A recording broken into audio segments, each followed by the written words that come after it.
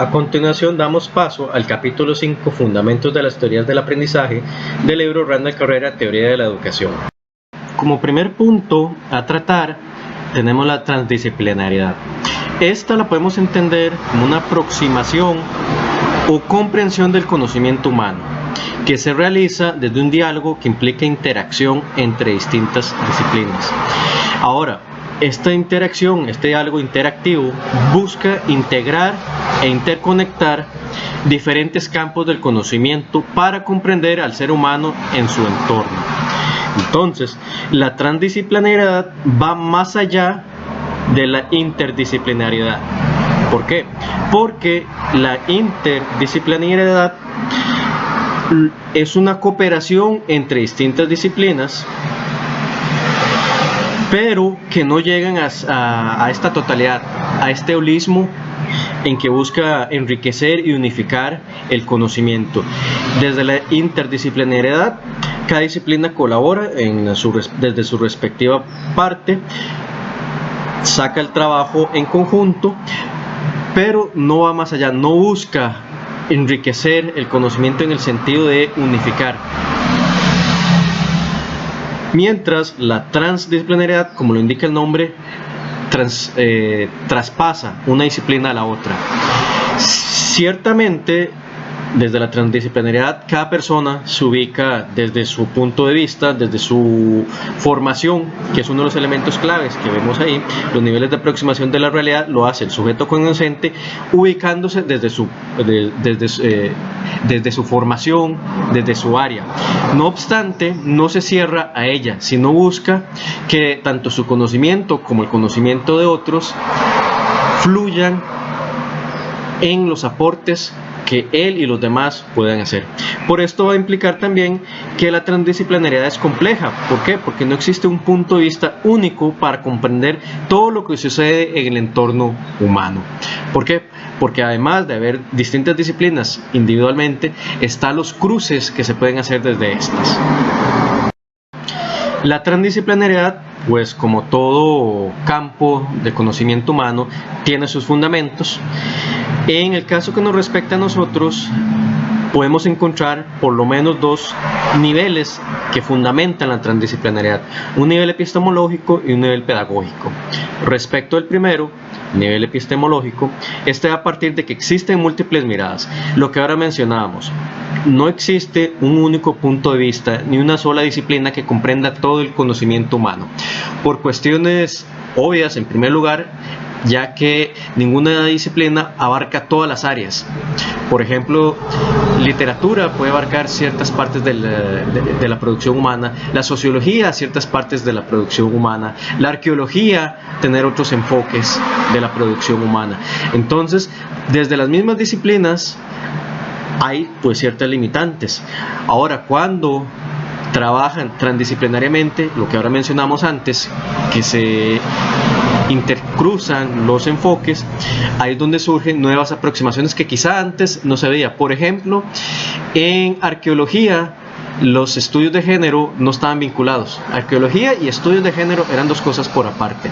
Ahora han surgido trabajos sumamente interesantes como el de Miriam López, Mujeres Divinas, Mujeres Terrenas, en que la arqueología va utilizando categorías del feminismo, concretamente los estudios de género, para mostrar cómo las diosas, por ejemplo, eran representadas en los distintos textos, los distintos documentos que quedan. Eso era antes que no se hacía y no se veía como parte de la arqueología. Entonces la transdisciplinariedad va a mostrar que existen distintos puntos de vista y estos pueden surgir en el momento en que se van entremezclando. Ahora, esto también implica imaginación y creatividad.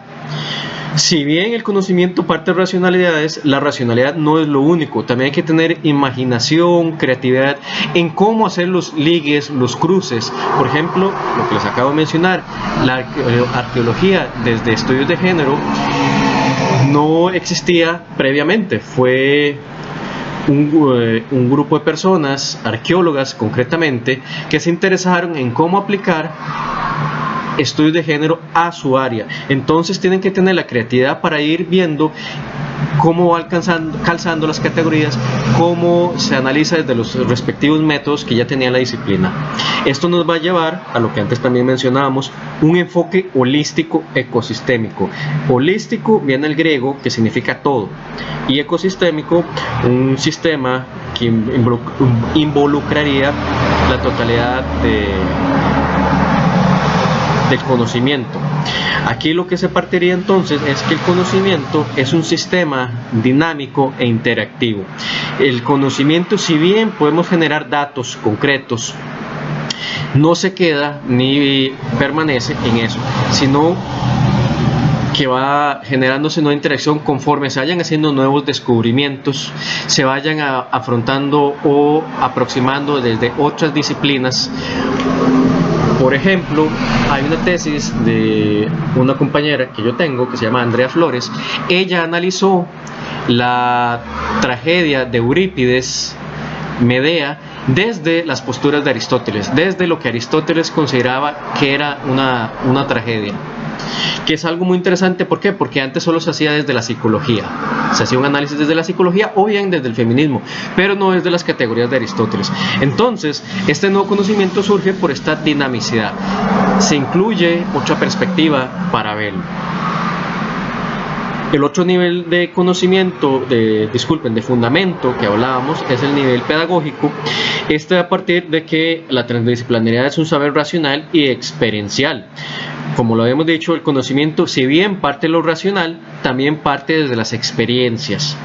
Entonces, pueden unir disciplinas que en apariencia son disímiles. Por ejemplo, pensemos teatro y ciencia. ¿Cómo le podemos enseñar a los niños ciencia de una manera más lúdica? Por ejemplo, teatro.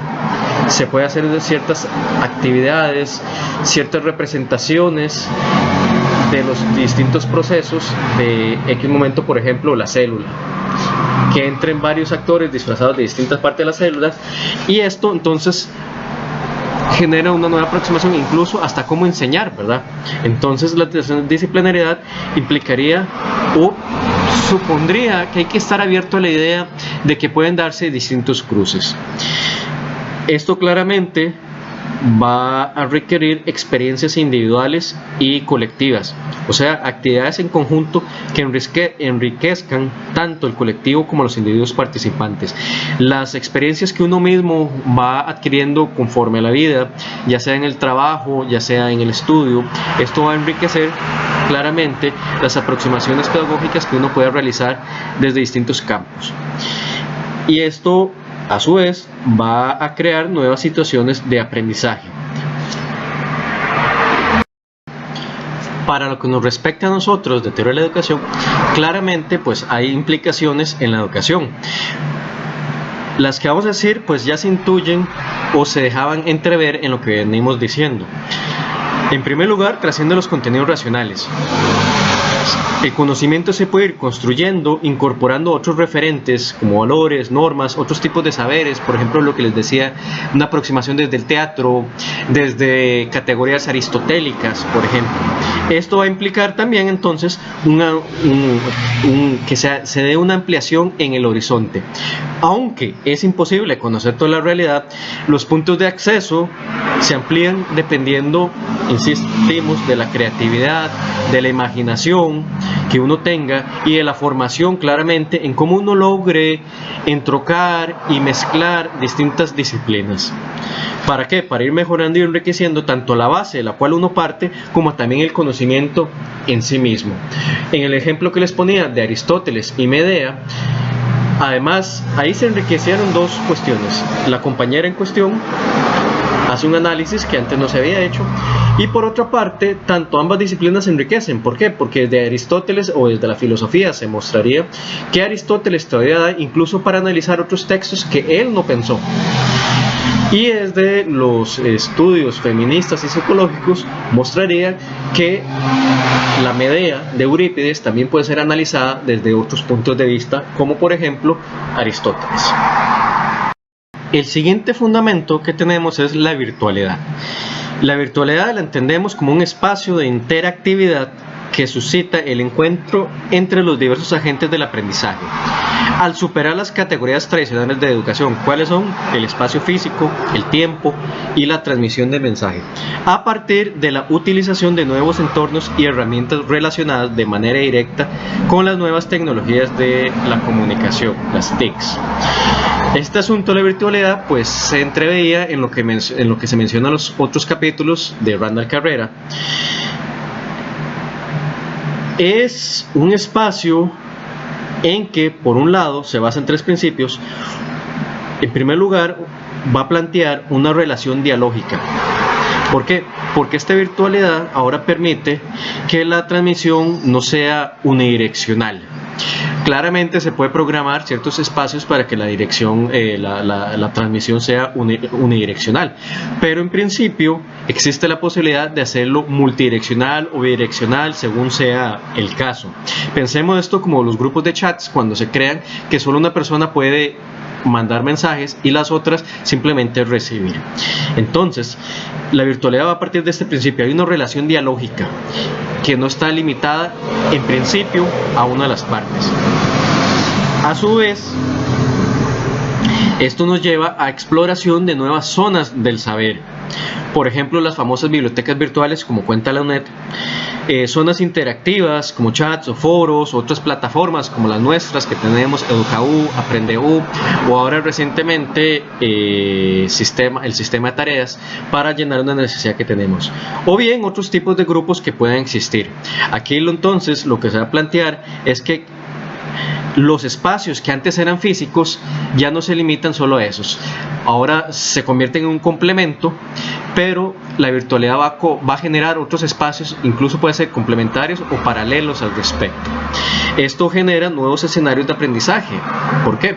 Porque pensemos en capacitaciones o cursos virtuales, ya no necesariamente uno ocupa estar en presencia, como se diría popularmente, en alma y cuerpo, en el lugar, sino que desde distinto lugar y dependiendo la cuestión de cómo esté formulado la plataforma a distinta hora, uno puede acceder o aprender desde distinto lugar, desde distinto punto, en distintos momentos, o bien acceder a distintas bases de datos que antes no se podía tener acceso por cuestiones tradicionales como el espacio físico, el tiempo, la transmisión de mensajes.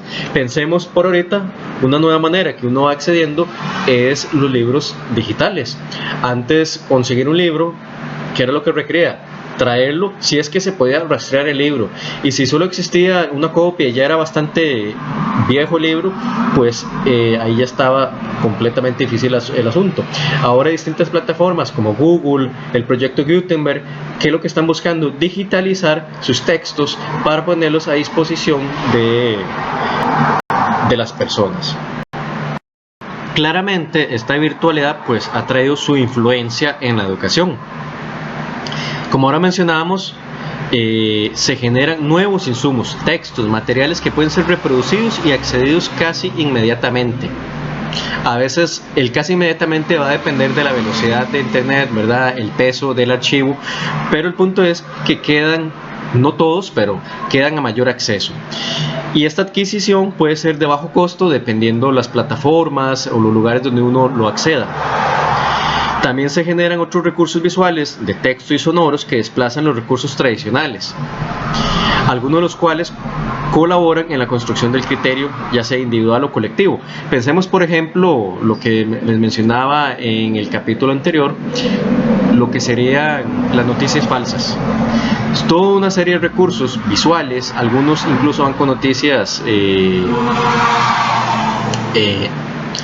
erróneas o parciales, pero que al fin y al cabo lamentablemente terminan ejerciendo su influencia. Notémoslo ahorita con la crisis del coronavirus, que es lo que insiste constantemente el Ministerio de Salud: infórmese de las fuentes tradicionales. ¿Por qué? Porque se generan nuevos materiales, nuevos recursos que va formateando, por decirlo de esa manera, el pensamiento de las personas. O bien podemos pensarlo un poquito más en son de chiste, los memes, por ejemplo. Los memes pueden ser válvulas de escape para generar críticas sobre ciertos temas.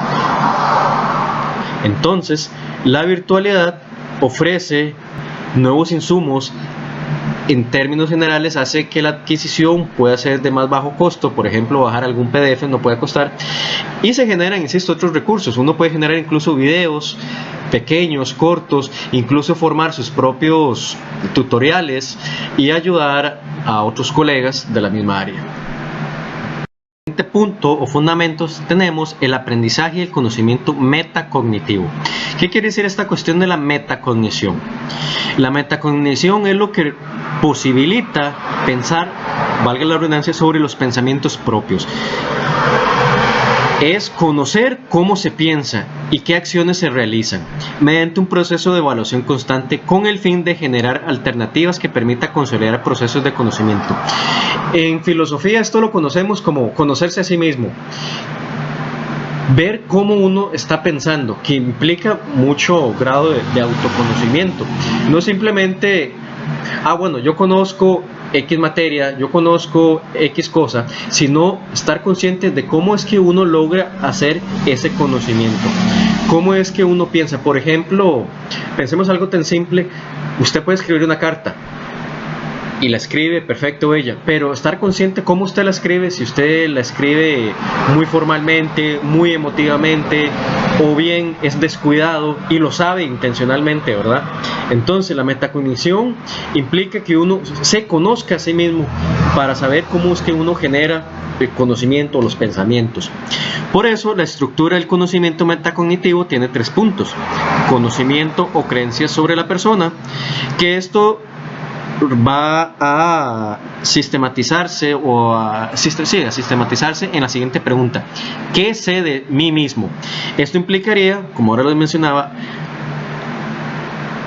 darse una introspección a uno mismo. Es casi como hacerse un FODA para analizarse a uno mismo y para analizar si se puede trabajar bien con otros y en qué condiciones. ¿Qué sé de mí mismo? Va a implicar conocerse las fortalezas, conocerse las oportunidades que uno sabe aprovechar. Si es que uno no sabe aprovechar las oportunidades, entonces ahí ya uno vería que uno tiene una debilidad, que es lo que me lleva a la D del FODA. Ver qué debilidades tiene, ver qué contextos lo amenazan a uno. Por ejemplo, si usted está grabando un video y sabe que no tiene el lugar correcto para hacer su trabajo, entonces ahí usted ya tiene que conocer la amenaza con la que usted cuenta. O bien, para hacer una exposición, si usted sabe que tiene un problema de ansiedad, ¿cómo lo compensa? Entonces, esta primera parte implica saberse uno a sí mismo. ¿Para qué? Porque así usted puede saber si usted está en la capacidad de trabajar con otros o en qué condiciones uno trabaja con otras personas. Piensen, esto es el clásico ejemplo de los trabajos grupales, cuando uno dice: yo no quiero trabajar con fulanito. ¿Por qué? Porque fulanito es un vago, o fulanito es irresponsable, o fulanito no se contesta a las respectivas horas. Yo puedo trabajar con alguien, pero que la persona sea ordenada. Entonces, aquí en este ejemplo que estoy poniendo, uno sabe que uno podría trabajar con alguien, pero alguien con determinadas características, poniéndole las determinadas condiciones. Luego, dentro de esta estructura tenemos el conocimiento sobre la tarea por ejecutar. La pregunta se puede resumir a: ¿qué entendí de la tarea? Esto implica: ¿se comprende qué hay que hacer? ¿Cómo hacer? ¿Para qué hacer? ¿Tengo alguna limitante para entender la tarea? Limitante tanto cognitiva como cualquier otro tipo de tal vez material. Por ejemplo, la pregunta puede estar bien redactada, pero uno tiene problema de visión y no la puede ver, entonces no puede ver bien el gráfico. O pensemos el clásico ejemplo de que se le da una fotocopia a un estudiante con una imagen, pero la imagen sale muy oscura y no se puede ver. Ahí hay alguna limitante. No estoy entendiendo qué es lo que hay que hacer con la imagen porque la imagen no se ve bien. Esto también puede ser cuestión básica: ¿entendí lo que me están pidiendo? Querido estudiante, favor realizar un ensayo en que vincule a los sofistas con el pensamiento de Aristóteles sobre la esclavitud. Ok, entendí qué es lo que se me está pidiendo, entendí qué son los sofistas, entendí qué es Aristóteles, entendí cómo se presentaba la esclavitud en la época griega. Todas estas cuestiones implicaría la metacognición en este punto. Entender lo que se le está pidiendo a uno de las tareas a ejecutar. Luego vamos con entonces la tercera estructura, que sería el conocimiento sobre las estrategias utilizadas. ¿Qué quiere decir esto? Saber qué estrategias le sirven a usted y en qué ocasiones. Recordemos que existen distintos tipos de inteligencia y por consiguiente distintos tipos de aprendizaje. Si uno es del tipo más visual, entonces ha de saber qué estrategias le pueden ser fáciles o más adecuadas para llevar a cabo X labor o comprender X labor. Pero en otros contextos saber que esas estrategias quizás no le sirvan plenamente. Por ejemplo, un asunto básico, dada la modalidad de este curso, yo claramente no puedo utilizar estrategias del teatro con ustedes. ¿Por qué? Porque no los tengo presentes.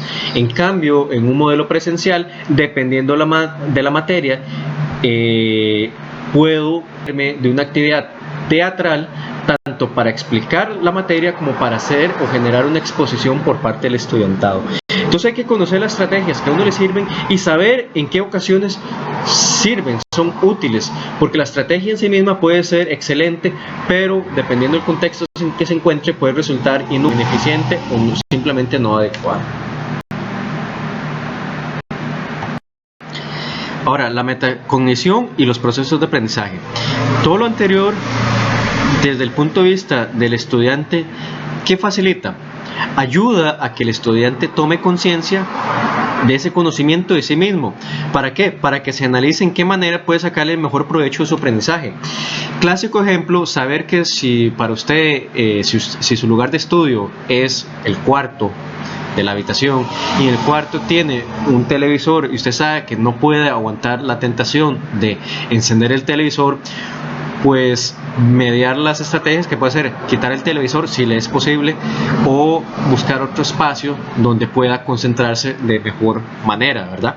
Entonces ayuda a que el estudiante sepa qué es lo que lo puede limitar o bien motivar aún más. Por ejemplo, hay personas que hallan su momento de concentración en la hora de la noche o en la madrugada o en la tarde. Entonces, saber en qué momentos uno trabaja y si es posible trabajar en esos momentos, me refiero a trabajar académicamente, trabajar en esos momentos, eso le sacaría mayor provecho. ¿Por qué? Porque si sabe que en la mañana es muy lento, todavía, como diría el dicho popular, no ha encendido la chispa, entonces no es el momento idóneo quizá para redactar algún artículo, pero en la hora de la tarde, que sí tiene la tarde disponible, asumiendo en el ejemplo, entonces ahí se da cuenta que ese es el momento que le resulta propicio. Entonces ayuda a que uno en calidad de estudiante se conozca, sepa cómo puede mejorarse a sí mismo. De parte del docente, esto implicaría diseñar estrategias que ayuden a orientar al estudiante en lo anterior, para lo cual hay que tomar en cuenta por lo menos estos 3 puntos. Pueden haber más, pero quedémonos con estos 3 puntos. Las fuerzas culturales, o sea, comprender qué instituciones, qué prácticas o qué creencias que trascienden en los contextos del estudiante lo influyen directamente. A ver, si tenemos un estudiante de indígena, ver desde su cosmogonía cómo se le puede acercar, o desde sus creencias cómo se le puede acercar, ver cómo se puede abordar desde su temática. Por ejemplo, una investigación, lamentable ahorita no me acuerdo el nombre, estuvo analizando el suicidio en las poblaciones Bribri y determinó que además de que el suicidio, las tasas eran más altas, era todavía generaba una angustia existencial. ¿Por qué? Porque los estudiantes, las personas tenían todavía un choque cultural, porque para ellos el suicidio no está catalogado como una muerte aceptable. Entonces no sabía qué iba a pasar con su alma en el más allá. Entonces había que tomar en cuenta, en orden a comprender a estos muchachos y cómo abordarlos, las fuerzas culturales. Asimismo, las fuerzas locales. ¿Qué quiere decir esto? Buscar aquellos contextos que sean más significativos en la vida de los estudiantes. Por ejemplo, si la figura materna, ya sea la tía, la madre, la hermana, es la que resulta de mayor influencia, pues conversar con esa persona para ver en qué medida puede ayudar al proceso del estudiante. También estarían las fuerzas personales, a tratar de analizar qué experiencias internas han vivido los estudiantes para ver cómo se les llega. Entonces, esto implica mucho trabajo claramente de parte del docente. ¿Por qué? Porque no se limitaría simplemente a dar la clase, vengo, doy la clase, hola, ¿cómo están? Sino conocer a fondo al estudiantado. Esto a veces es muy difícil de llevarlo a cabo, ¿verdad? Particularmente en grupos muy grandes o grupos que solo estén por un semestre. Para ello, pues existen varias estrategias metacognitivas, entre estas, programas para enseñar a pensar o metodologías para el desarrollo del pensamiento. Que la idea es buscar que el estudiante pueda, por sí mismo, pero guiadamente, ir desarrollando criterio. El clásico ejemplo en filosofía es Sócrates, que te plantea una pregunta y usted tiene que irla razonando e ir pensando, mira, ¿es aceptable? ¿No es aceptable?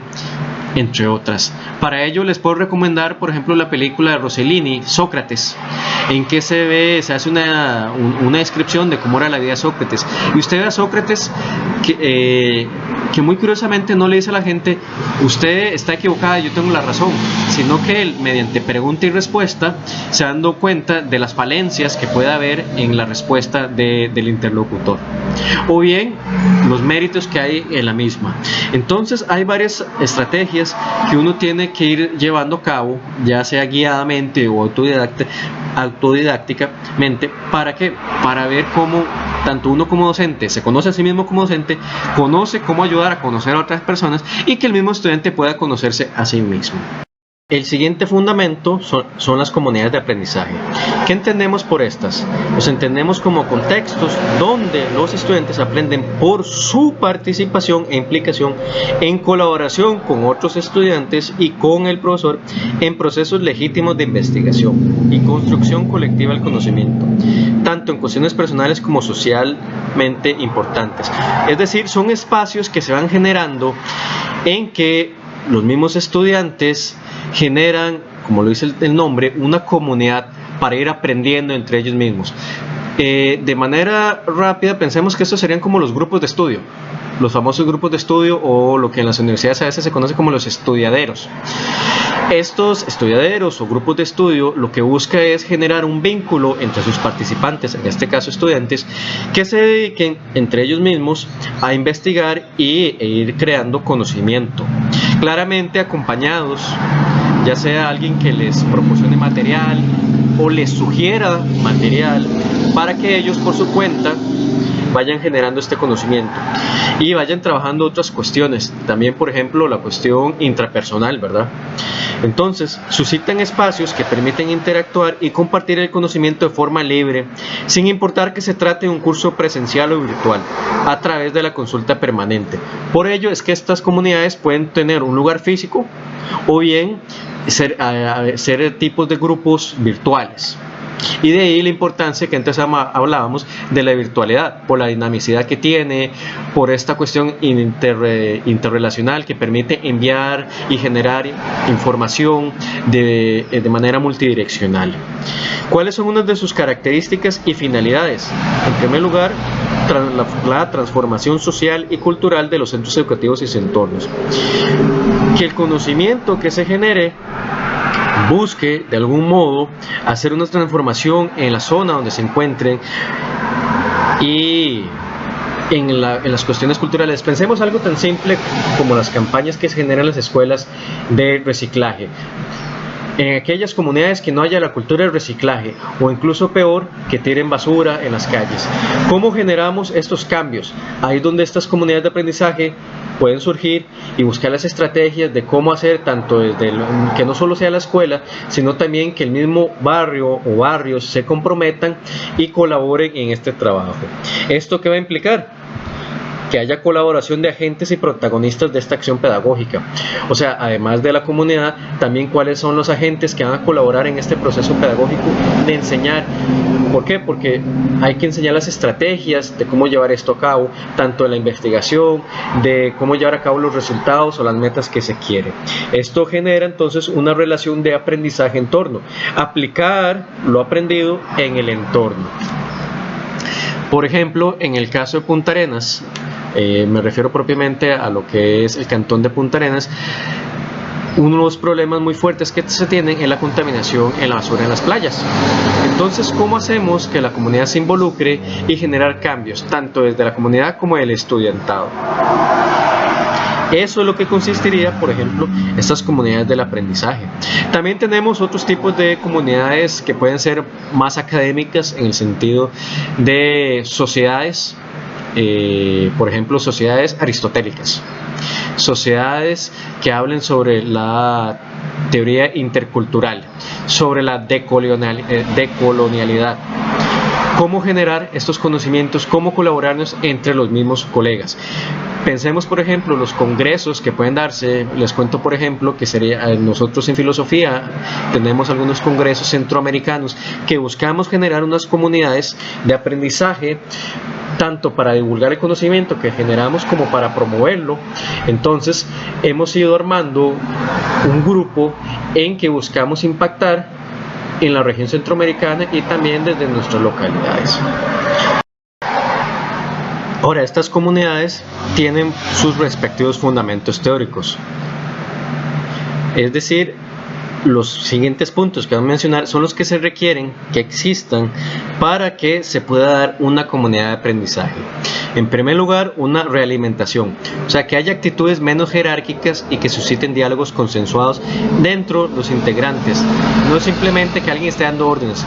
No confundamos que alguien pueda liderar, sugerir, a el tipo líder dictatorial de que diga: ok, esto es lo que vamos a hacer y esto es lo único que me parece. No, tiene que haber la retroalimentación, obviamente fundamentada, dentro de los participantes para que se genere el diálogo consensuado, llegar a lo que en filosofía llamamos mínimos comunes, o sea, los acuerdos mínimos. Que haya autonomía. Esto es muy importante porque al ser comunidades que parten desde el estudiantado, el estudiante tiene que autorregularse con responsabilidad, no esperar el clásico que alguien esté encima de él o de ella. No, el estudiante tiene que comprometerse a saber trabajar con responsabilidad. Tienen que haber metas compartidas, porque la idea es que si bien cada uno puede tener distintas finalidades a la hora de unirse a una comunidad de aprendizaje, por lo menos que haya unos puntos en comunes, unos objetivos, unos propósitos, para que la totalidad del grupo vaya en sintonía, para que de algún modo u otro todos se sientan parte del asunto, que es lo que sería identidad, pero ahorita llegamos a esa parte. En el caso de las comunidades de aprendizaje en entornos escolares, que haya una referencia a problemas genuinos, o sea, que remitan a la realidad, al contexto específico donde los estudiantes se encuentren, ya sea, insisto, el mismo barrio, o bien, por ejemplo, en los casos de los estudiantes que pues tienen que trasladarse en el entorno donde están viviendo temporalmente. Ahora sí, la identidad. La idea es que estas comunidades logren generar permanencia, que el estudiante se conciba a sí mismo como un agente y protagonista de lo que está ocurriendo, que pueda, digamos, al final del día decir: qué bien trabajo hicimos, logramos hacer X cuestión, X campaña, por ejemplo, de concientización, y cada uno puso a la medida de sus posibilidades el famoso granito de arena, puso de su parte. Entonces, que se genere esta identidad, ¿para qué? Para que se vea que es parte de lo mismo, porque esto nos lleva al último punto, a que se dé una construcción colaborativa del conocimiento. Al sentirse parte, el estudiante actuará con responsabilidad y realmente con una verdadera participación. No la cuestión simplemente llego, me presento, hola, ¿cómo están? Y ya estuvo. No, sino que se meterá de lleno. Y quizá pueda generar innovación dependiendo de sus cualidades y su formación. Como penúltimo fundamento tenemos la gestión del conocimiento y la información. Ok. Para ir generando todo este conocimiento se hace necesario la gestión del mismo. ¿Ok? ¿Su finalidad cuál sería? Hacer que el conocimiento fluya de manera eficaz en medio de los diversos agentes que conforman la institución. Recordemos que entre más grande la institución, mayores son los actores que pueden haber, y la información puede estar distribuida en distintos lugares, y a veces ocurre que no se tiene conocimiento de quién es el que tiene la información. Entonces, la gestión del conocimiento no se trata simplemente de almacenar la información. Eso sería un punto. Saberla almacenar adecuadamente, pero también de dilucidar las estrategias para que los diversos actores entren en contacto con las fuentes primarias del conocimiento generado. Pensemos algo tan simple, quedémonos a nivel micro, como en el hogar. ¿Quién es el que se sabe los números de teléfono? Bueno, hoy en día ya tenemos los celulares y todo el asunto que nos ayudan a respaldarlos, pero antes de la época del celular, básicamente tendría a haber alguien, el miembro de la familia, que tenía la mejor memoria y ese era el que se acordaba. Entonces, uno quizá no sabía los números, pero sabía dónde estaba la información, la persona en cuestión, que sabía los números de teléfono. Entonces, algo así similar funciona, o como cuando se rompe alguna cuestión de la casa, algún tubo, uno sabe dónde puede conseguir el repuesto, en el lagar, por ejemplo. Entonces, la gestión lo que busca es generar las estrategias para que uno pueda acceder a los diversos conocimientos. Por ejemplo, si ustedes ahorita me preguntaran algo de la cátedra de la administración, algo de la carrera de administración, disculpen, ¿quién es el tutor? Pues realmente ahorita no les podría decir. ¿Qué es lo que sí puedo hacer? Saber quién es la persona que tiene esa información o dónde está esa información. Por ejemplo, un directorio de teléfono que me ayude a localizar a la persona en cuestión, que es la que se encargará de X cosa. Entonces, la gestión tiene que ver con eso, hacer o generar las estrategias para que uno pueda encontrar propiamente ese conocimiento o lo que se haya generado el producto en cuestión. Para la gestión del conocimiento existen varias herramientas. Las que a continuación mencionamos son las más comunes, pueden haber otras, no se limita solamente a esta. En primer lugar, la más básica es una base de datos. La base de datos, ¿qué es lo que va a hacer? Compendiar la información sobre X tema. Por ejemplo, un directorio es una base de datos, o bien un listado de los libros que un instituto de investigación pueda tener, o bien un listado de, por ejemplo, las revistas, sus comités tienden a tener una base de datos de contactos a quienes pueden recurrir cuando les entran un nuevo artículo. Por su parte, la memoria institucional es como una especie de recuento que se utiliza para registrar las actividades que se hayan llevado a cabo. Por ejemplo, las memorias institucionales pueden a veces presentarse en formato de informes. Por ejemplo, que la UNED haga un informe de cuántos fueron los estudiantes matriculados en la carrera, a cuántos se les dio beca, cuántos provenían de zonas alejadas, cuántos tuvieron acceso a internet, cuestiones de ese estilo, o bien las actividades que se hayan llevado a cabo, por ejemplo, desde cada centro. Lo que busca la memoria institucional es que la institución a la cual pertenezca lleve un recuento de sus actividades. ¿Por qué? Porque el problema a veces es que no se hace una memoria institucional y quienes quedan son los agentes, por ejemplo el secretario, el docente, el tutor, el extensionista. Entonces, ¿qué pasa cuando esa persona muere o se va o renuncia? Se pierde ese conocimiento. Entonces, de ahí la importancia de dejar por lo menos un material escrito o bien de una producción audiovisual, según sea el caso, para que quede constancia y que pueda ser de acceso posteriormente. Luego tenemos los manuales de procedimientos. Estos son sistematización del seguimiento para las actividades más usuales. Los clásicos manuales de cómo, por ejemplo, ahorita en la cuestión que hemos estado con esta crisis, de cómo subir las tareas al sistema de tareas del campus virtual. También tenemos los protocolos, que en este caso los distinguimos como seguimientos o una especie de manual, pero para situaciones especiales, no ordinarias. Por ejemplo, la actual crisis que estamos atravesando ha generado que generemos protocolos de cómo llevar a cabo lo que quedaba, por ejemplo, de las partes presenciales, como lo que serían las tareas de este mismo curso, por ejemplo, o algunas otras, de cómo llevarlas a cabo ante la emergencia en que estamos. Entonces surgen protocolos que no son cotidianos. ¿Por qué? Porque no todas las veces ocurre una crisis. Hay a veces que se tienen protocolos para determinadas crisis, por ejemplo temblores, inundaciones, o otros van surgiendo conforme vayan surgiendo las respectivas necesidades. Por ejemplo, nunca antes había tenido una como esta. Entonces ha implicado generar una serie de protocolos de qué ir realizando ante esta crisis. También tenemos las fuentes teóricas, que sería saber cuáles son los textos o bases, artículos, ya sea importantes de referencia común. Por ejemplo, si tuviéramos una cátedra sobre el pensamiento indígena, sería importante tener las fuentes más importantes, que serían los textos orales indígenas de Constenzla, que están actualmente escritos, de Eugenia Bossoli, entre otros.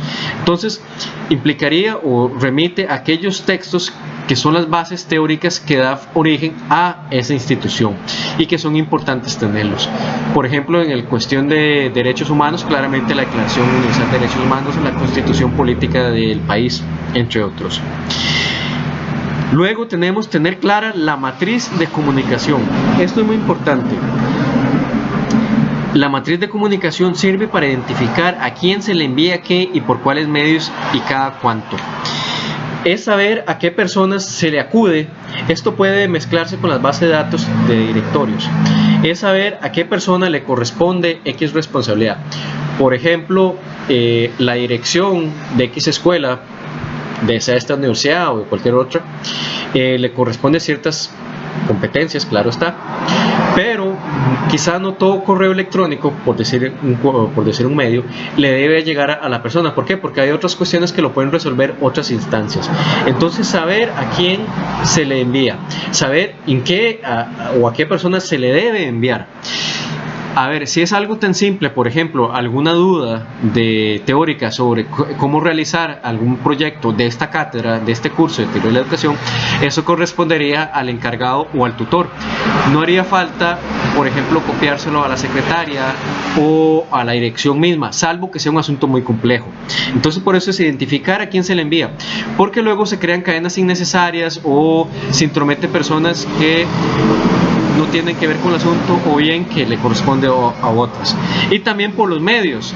Si es algo muy oficial, un mensaje WhatsApp no sería lo idóneo, sino, por ejemplo, pensemos un correo, un oficio, una carta. ¿Y cada cuánto se debe enviar? Hay instancias que piden informe una vez al mes, cada 2 semanas, de qué es lo que esté ocurriendo. Y eso va a depender de las dinámicas institucionales. Finalmente, las lecciones aprendidas. Esto remitiría a los informes de la actividad realizada que dé cuenta del éxito o fracaso que haya habido. Por ejemplo, que ocurrió una actividad muy concreta. En el día del libro, en la UNED se realizó X actividad. Bueno, ¿qué generó eso? ¿Qué fracasos o qué debilidades hubo? ¿Qué éxito se realizó? ¿Para qué?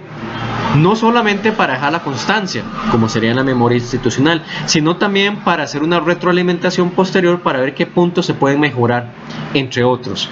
O ver, por ejemplo, a qué otros medios se podrían recurrir. Por ejemplo, que se haya realizado una actividad y se den cuenta que el día escogido pues no era el idóneo. ¿Por qué?